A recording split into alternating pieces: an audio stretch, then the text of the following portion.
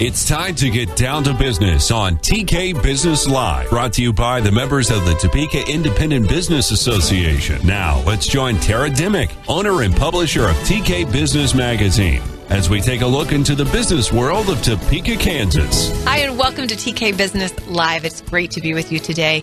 We've got Andrea Engstrom joining us. She is a business coach with Action Coach Business Coaching, as well as the agency founder of Bajillion Agency. She'll be talking with us a little bit about strategic partnerships. So strategic alliances, strategic partnerships, how to build your business with those partnerships. And then I've got Todd Averett joining me. Todd is the owner and president of Leading People Partners. He's also an expert in leadership strategy, change, and talent management. So he's got a lot of knowledge that he's going to bring to the table, and I'm looking forward to visiting with him. He's a writer with tkmagazine.com. You can check him out on our website, tkmagazine.com, and go to the business growth tab. And then underneath there's multiple tabs that you can find out great information for your business to grow. But he's specifically under leadership, but he talks about change in an organization. He talks about the culture. And recently he did an article on creating the right culture for your business. And so we're going to talk a little bit about that article and some of the content, and really how do you create a better culture in your business, and what's the process to make that happen. And finally, I've got Kristina Dietrick joining us. She was here with us last week, and she's going to do just a quick tip to help your business grow. So we've got a great show. I hope you enjoy the next half hour, and thanks for being with us. I have Andrea Engstrom here with me. She is a business coach with Action Coach Business Coaching, but also the agency founder of Bajillion Agency that's right here in Topeka. So, Andrea, welcome. Thank you for having me. I always love it when you come on the show. We have her on the show quite frequently because I just enjoy having you here. And I always get some really great tips and have a lot of fun talking with you. So today, though, we're going to talk about strategic partnerships. So what are strategic partnerships? So we define a strategic alliance or a strategic partnership as when two or more organizations realize that they can do more together than either can on their own. So an example of this is, do you remember way a long time ago when Apple came out with an iPhone? Did they start putting up cell phone towers all over the world so that they could power their cell phones? No, they partnered. You remember who they partnered with? There was only one place you could go. It was AT&T. And so Apple had a great strategic partnership with AT&T. And that's a really high-level example, but we're starting to see that more and more even in small businesses. It's one of those big ideas that works even in small business and in local, even nonprofits. We're seeing a lot of that action happening. Yeah, I think about strategic partnerships, and I also know that as small businesses, sometimes it's hard for them to step aside and realize that they could develop a strategic partnership with someone and to open themselves up to that. Absolutely. And it's even more important when you start thinking about small business as it is for larger companies to think that way. Because if you think about it, a larger company has, if like a Coca-Cola or something, they have almost an unlimited marketing budget. But as a small business, you don't. Yeah, that's a big risk. But it is a big risk, and resources can be tight, or you have to watch where things are going. And so one of the great benefits of developing strategic partnerships is the ability to leverage, the ability to, instead of spending marketing dollars, you have the ability to have raving fans that are out promoting alongside you, that are sharing some of that load of how do we get in front of new prospects? How do we serve clients at a really high level without having to build up the risk involved in all of the resources required to be able to do that? So, Andrea, you guys have, you talk about leveraging, you talk about strategic partnerships. So how have you leveraged other businesses and developed your own strategic partnerships as a company? Yeah, this is really foundational in our business model.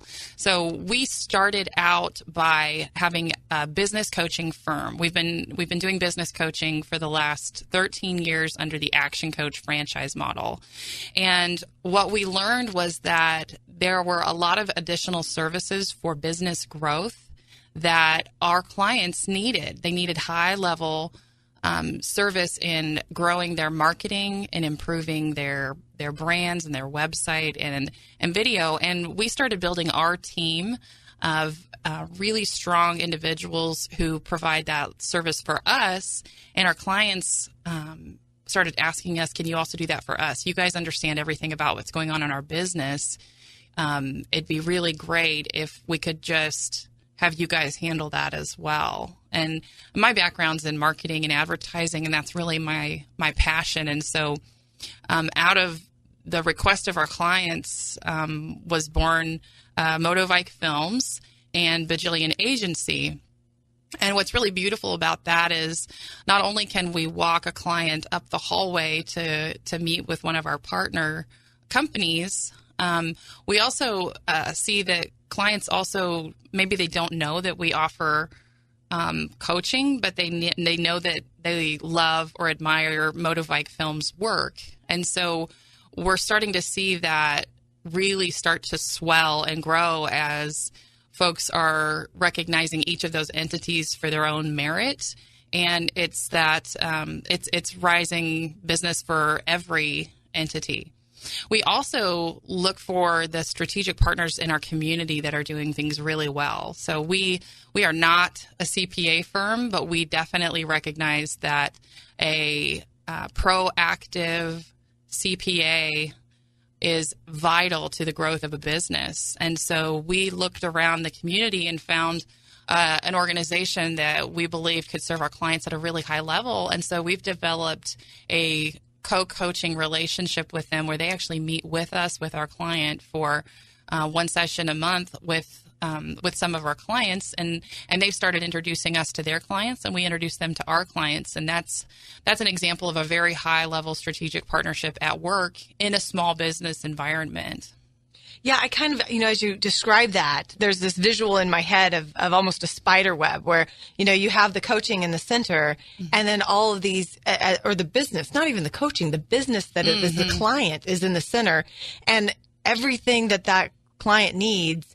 If they come to you, you have access to say, I can help you there. Instead of being a business that kind of says, sorry, we don't do that. Exactly. And it's not that you're doing all of it. I mean, you're asking great resources, experts to go do it, but you have the resource to say, I have an answer for that. Absolutely. And that's where having that advisory team for a business owner is so important, especially when you're a small business owner, because, for example, as a small business, you may not have the resources to hire a six-figure CFO to go sit in a corner office and help you make decisions and help you interact with your bank and things like that. But if you need that kind of a resource, we'll introduce you to our friends at BT & Co. who have an outsourced CFO offering that they have that helps folks that are not quite in that position in their business. But if we learn that, and here's a great example. So if a company is getting ready to go through a transition of leadership, so the owner is thinking about either selling their business or transitioning it to a family member or their employees or something like that, we would be able to work with them on their succession plan, maybe even do some leadership coaching for the person that's going to be entering into the position of president or CEO or new owner. And we would bring in a succession planning attorney that specializes in that kind of law, because we're not lawyers, but that's a really important person to have at the table, as well as a CPA that can help them with the business financial forecasting to make sure that they understand where the business is headed and they're making good decisions about when the buyout happens, what's the impact on the business financially. We would also look for a great partner to introduce them to for financing that. Sometimes with a new owner, they maybe don't have a long-standing established banking relationship like the previous owner does, and so that's really important for them to establish a financing relationship. So there's all these really strong advisory positions that's needed for a business owner that's going to be going through a big transition like that, and we're able to, through the strategic partnering relationships, be able to bring the right people to the table, and And if we're all talking, that's so much easier for the business owner to feel like they have a team instead of individuals, or someone saying, well, now you need to go find someone that can draft that paperwork for you that's an attorney. Now you need to go find someone that can do a business valuation for you, but come back to us when you get that done. So much better to have it all cohesive for the business owner, so they don't have to have 8 conversations with 8 different groups and hope that they didn't miss anything.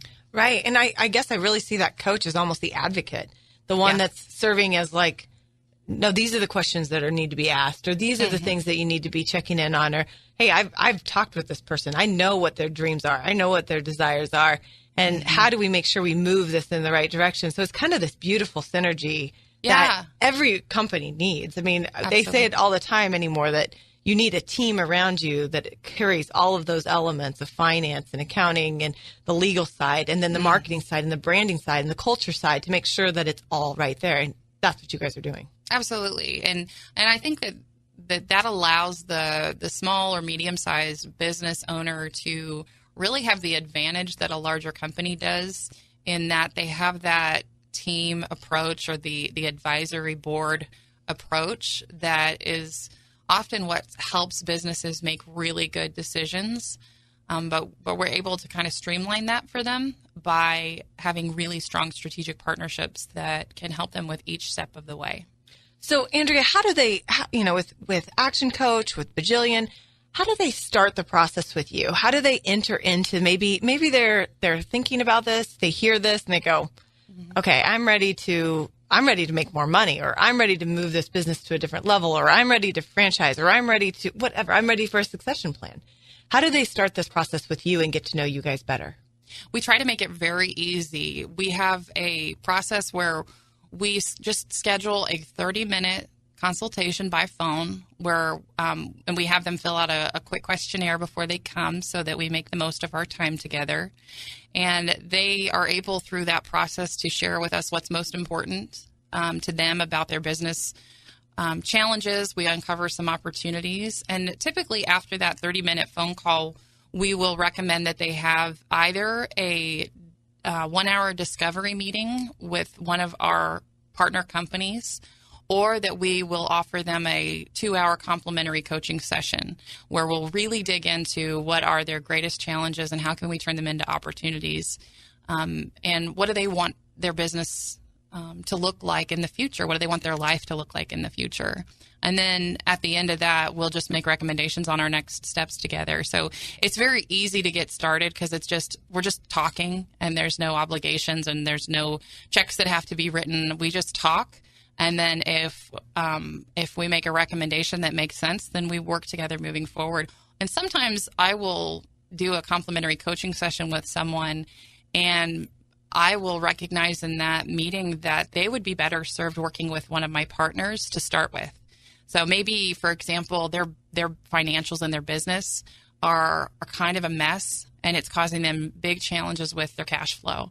And so I'll introduce them to the right person on the CPA's team that can help them get their things in order, so that then when we talk, they can even know where they're starting from. Because if they have goals for where they want to grow their business, but they have no idea where they're at right now because their financials haven't been addressed in a professional way, it's very difficult to help them make good decisions if they don't have good information. Yeah, when you say that, it's like, as a business owner myself, I think about that, and I have been in that place where, I didn't really want to do my financials, so I pushed it off to a bookkeeper, and it was one of the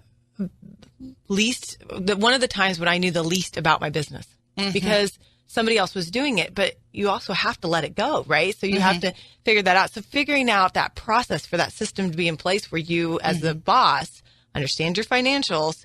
It seems like we should just automatically do that. But I've been in that place. I understand that idea of coming in and going, I don't really know where I'm at, but I know where I want to be. Yeah.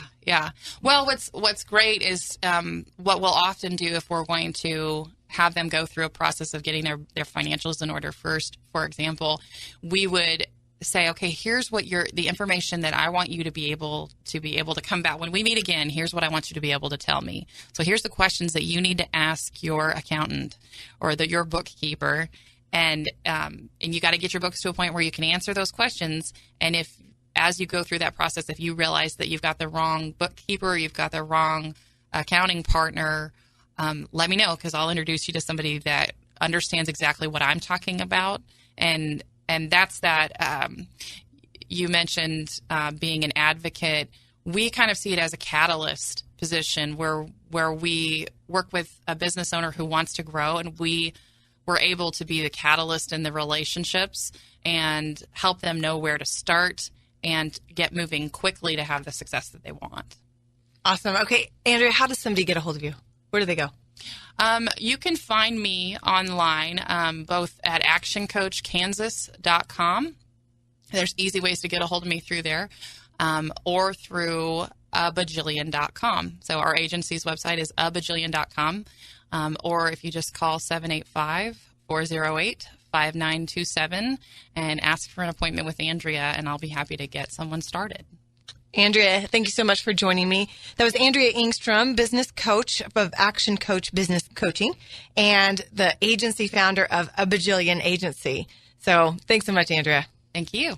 My name is Jennifer Kermis, Vice President of Business Development with the Jura Credit Union. TIBA is advice and support. TIBA is information and education. TIBA is a voice for small businesses. My biggest advantage would be being able to network and get to know who all of the members are of TIBA and how their businesses operate, what the different needs are for their business, and really get to understand the different business opportunities that are out there in Topeka. The Topeka Independent Business Association is strong because of its members. Become a member today by visiting topekatiba.org. I have Todd Averett with me. He is the owner of Leading People Partners and an expert in leadership, strategy, change, and talent management. Those are some major issues, just so we can lay that groundwork out there. So recently, he just wrote an article that we put on tkmagazine.com. You can actually find it if you go into the business growth section. If you want to find it really fast, I guess is what I'm thinking. Go to business growth and go to leadership. It's in there. And you right at the top, and you can read this article. And I think it brings a lot of value and a lot of thought that you should be thinking about with your company and the culture within your company. So I asked Todd to join me and actually talk about it on the radio as well and share kind of this conversation about how to create the right culture for your business. So Todd, talk about that a little bit. Sure. Well, first of all, thank you for letting me come to your program again. I like being here. You know, as I mentioned in my article, I think there has been so much talk recently about culture, whether it's free drinks in the fridge or whether it's ping pong table or whether it's all these other things, video game systems in a workplace.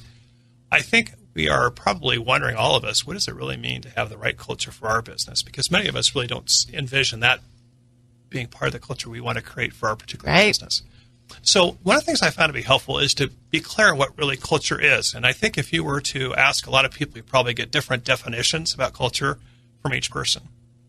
But a simple way of thinking about culture is the personality of your business. What is the personality of your business? And if you want to get a little bit more specific, what are the behaviors you see from people within your business?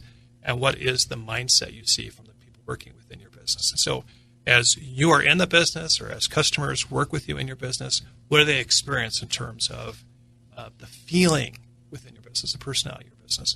And as we all know, sometimes those cultures can be very positive when you feel really good about them. In other cases, they can be pretty negative. But the point of the article was to highlight the fact that we have some control and influence over the culture that we have within our business. So how is it? How do we change? How do we improve? How do we even start that process of making the culture a better culture? That's right. Well, you know, it starts with just recognizing that culture exists whether we are deliberate about it or not. Right? So whether we're talking about culture or not, culture exists within our organization. And so the first step is to realize, you know what, culture matters. And then secondly, I can do something about it. And so one of the things I would recommend is to identify either as a business owner or with your team, that's ideally a smaller team, an executive team or a leadership team, what are the key things that are really important to that company, particularly in terms of values? That's a great place to start. What are the things that we hold to be very important within this company? So work to identify what those values are. And then, based on what we've decided those values are, what are those things, those behaviors that are going to represent those values? So, for example, let's just say that one of those values is customer service. So how are we going to reflect that value and actually how we perform customer service? What does that mean in terms of a return policy? What does that mean in terms of responding to customers? And so trying to clarify a little bit more specifically, what are those behaviors that represents that value? If one of the values that we would like to have as part of our culture is teamwork, which is a pretty high-level generic term, right? Right. It is. What does that mean? What does that mean? and so talking about that as a team, when we say teamwork, that means, and here are some possible things that could mean. One might be that we resolve conflicts professionally, right? That helps us work more effectively as a team. Another might be that when we're working on a big project, that we really seek other people's input, perspective, and that we listen to other people. And so those are just some ways that you can think about teamwork, but being able to identify those specific behaviors can be really helpful, so you kind of set that tone. Another very important thing that leaders can do in organization or business owners is they have got to set the tone. They have got to set the tone. And this is an area where I have a lot of passion about, and that is if you as a business leader or as an owner of a business want to have a culture of X, but are regularly demonstrating Y, you're going to create a culture of Y. That is just how life works. And so even if your best intent is, I'm just making this up, but if your intent is to have a culture of collaboration and partnership, but you as an owner are constantly doing things on your own and without partnering and without teaming up with others, you're going to represent that behavior. One of the terms I've heard used to describe that is the light of the leader or even the shadow of the leader, right? Plays a huge role in what the culture of the organization is. And so what you do, what you say, what you emphasize, what you spend your time doing are all huge determinants of culture. And even if you don't have a thing written down in terms of what you want your culture to be, even if you demonstrate it, you'll have tremendous impact in changing your culture. That's some big words. It's a lot of responsibility. I know it is. I feel some pressure right now. Well, to be fair, none of us are perfect, right? We're all going to make mistakes. We're all going to have days where we're not representing what we want to be. But the key is, if you have a general trend line, if you think about a graph, what is the general trend line? Is the general trend line that I am representing the type of culture I want? This leads to something you mentioned in the article that I wanted to talk about because I thought it was, I don't know, it hit me strongly, and that was the caution on company heroes. And so you kind of talk about the owner, but then there's these company heroes that you mentioned. And can you talk a little bit more about that? Yeah.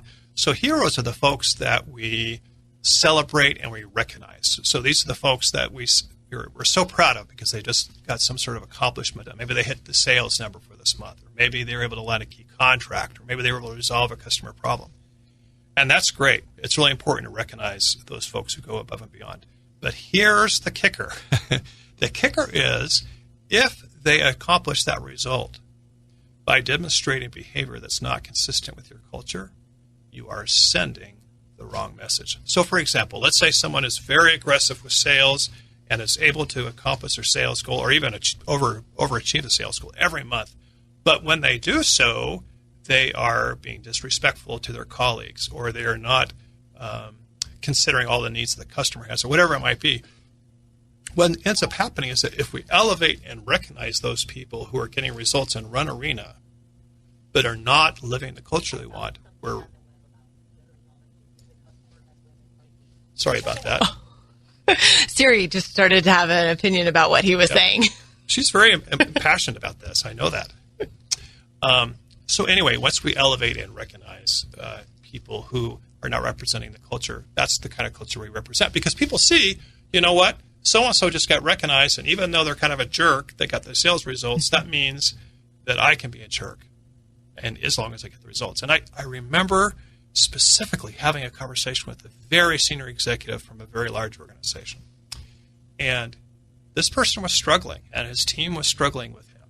And we were talking about ways that he can improve. And I was having essentially a coaching conversation with him about how he can improve. And I remember specifically said, well, I hear what you're saying, Todd, but my boss, who is even further up in the organization, doesn't demonstrate this, and he continues to get recognized and supported.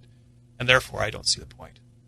And I just remember being so disappointed in that conversation. So the person that he was observing at an even higher level was also demonstrating bad behavior that was not consistent with our desired culture, but he was being recognized and uplifted. So you have to be really careful with those heroes. And it's hard as a business owner, as a leader, because you want those results so bad.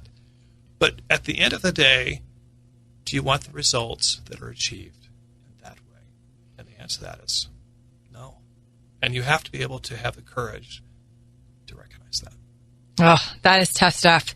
It's so important, and it's so important to just, take the first step of acknowledging that culture matters. That's right.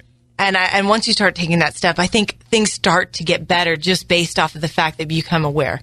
So I hope you're taking that first step of acknowledging that culture matters. And, I mentioned that this article is over at tkmagazine.com, but Todd, you have your own set of blogs that go out and articles that you can get more information on when it talks about this change and leadership and talent management. How can they get more information about you, about what you're talking about? Sure.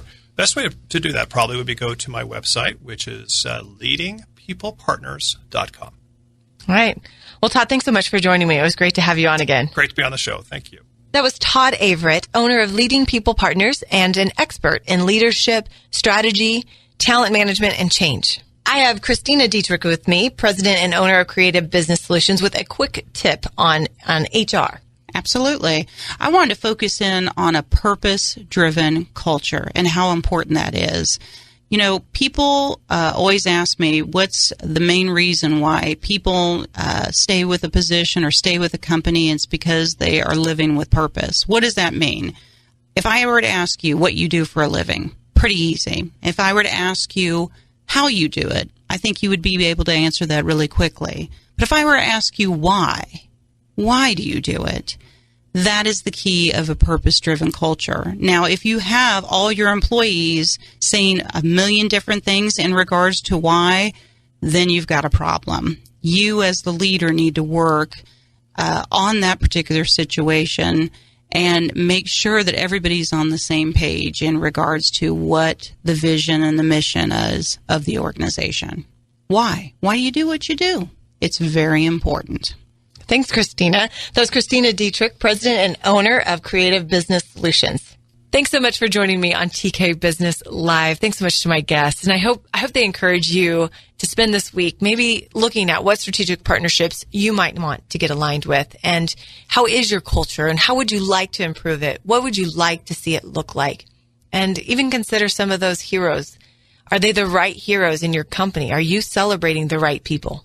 I'd also like to thank the Topeka Independent Business Association. They're the sponsor for TK Business Live and what makes it happen. You can learn more about Topeka Independent Business Association at topekatiba.org.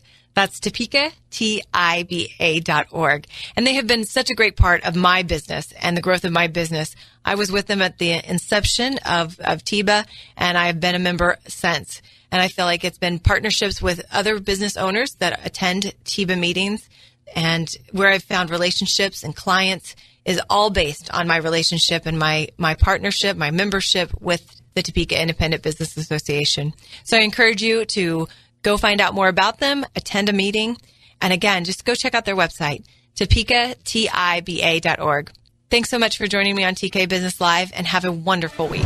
Thanks for joining Tara and her guests on TK Business Live. Join us again next Sunday at 11:30 to hear more from our community business leaders, entrepreneurs, and people making a difference in the landscape of how business is progressively moving forward in Topeka. TK Business Live is brought to you by the members of the Topeka Independent Business Association.